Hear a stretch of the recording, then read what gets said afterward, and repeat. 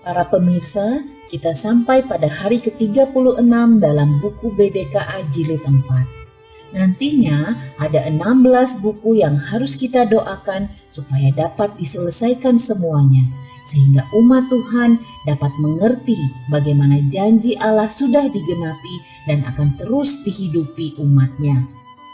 Sesaat lagi kita akan merenungkan bagaimana kuasa roh Allah bekerja melalui Raja Saul dan dampaknya sungguh ajaib.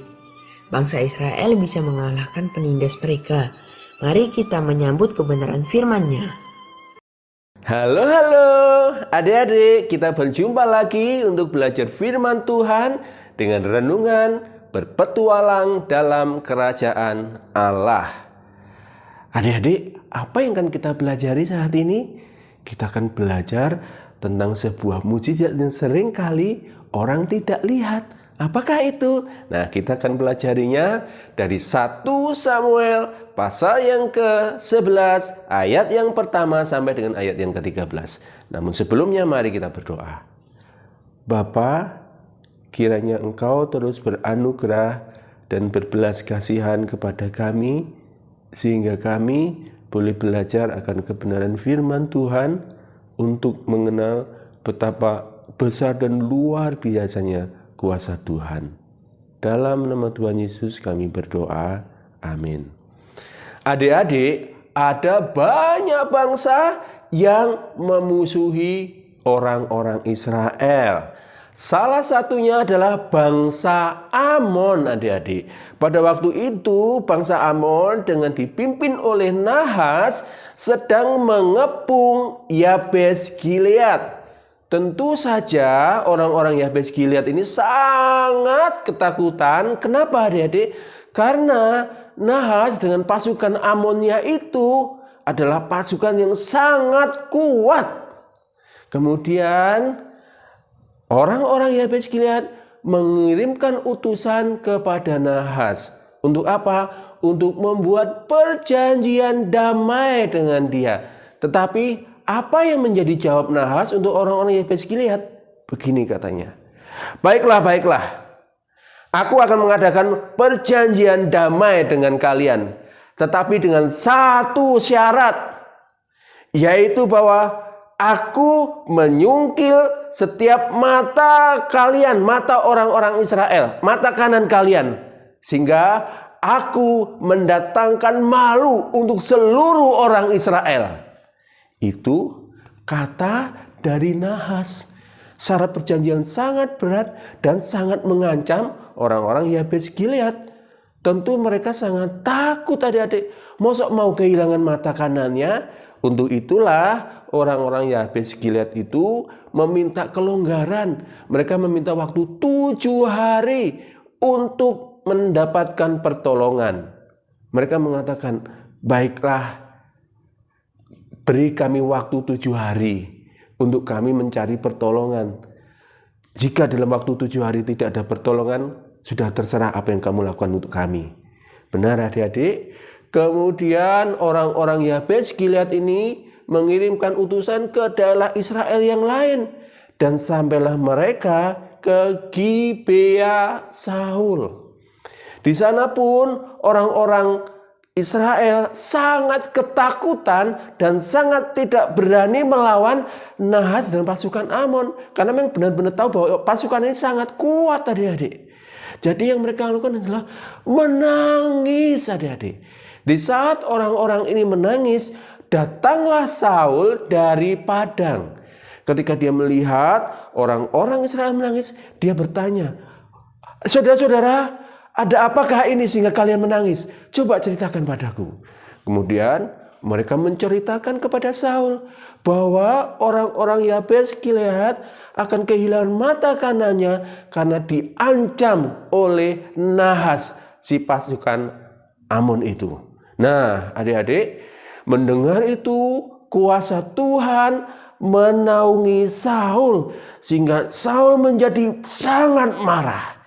Karena itu kemudian dia mengambil sepasang lembu dan memotong-motongnya dan mengirimkan itu kepada seluruh daerah Israel dengan pesan, Siapa yang tidak mengikuti Saul dan siapa yang tidak mengikuti Samuel, maka lembunya akan seperti ini.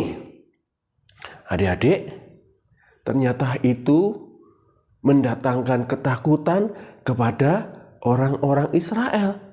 Dan Tuhan menggerakkan orang-orang Israel, maka terkumpullah 30.000 pasukan dari suku-suku di wilayah utara.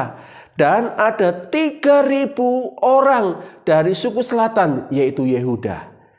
Kemudian Saul mengirimkan utusan kepada orang-orang Yabes Gilead. Saul mengatakan, saudara-saudaraku, tenanglah.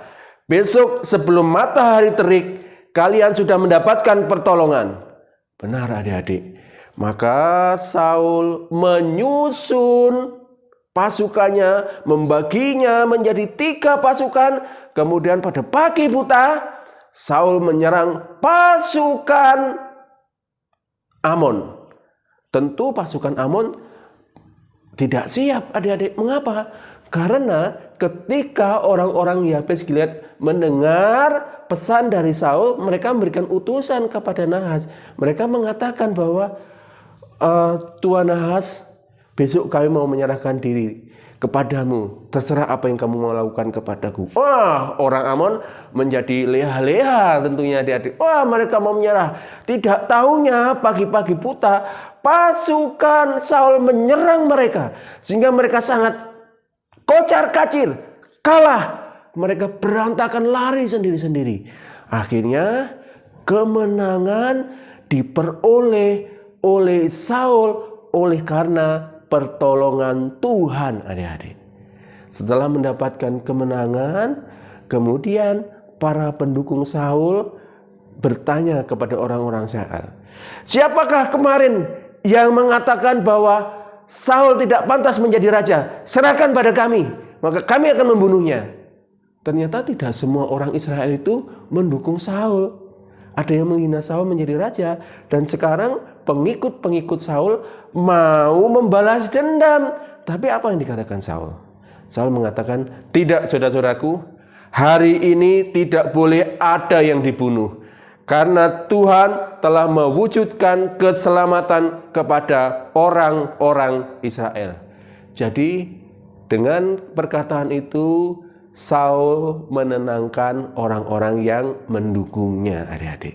Nah, inilah mukjizat yang Tuhan kerjakan adik-adik.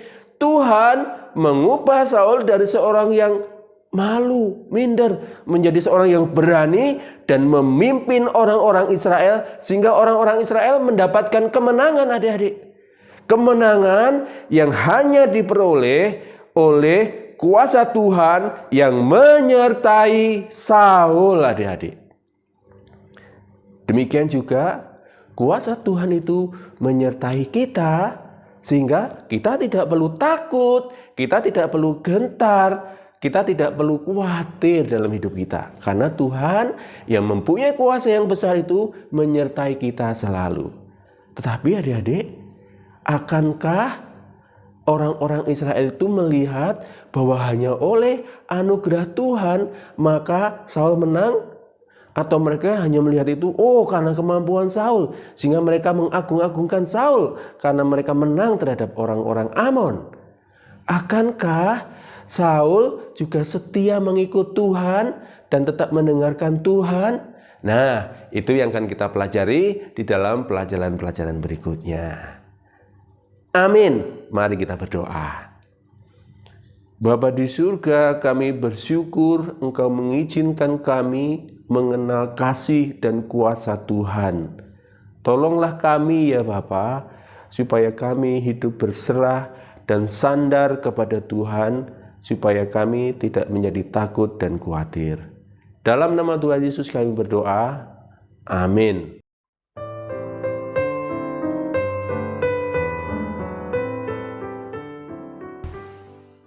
Para pemirsa yang dikasihi Tuhan Yesus, hendaklah kita selalu ingat pada kerapuhan manusia yang mudah sekali tidak bergantung pada Tuhan.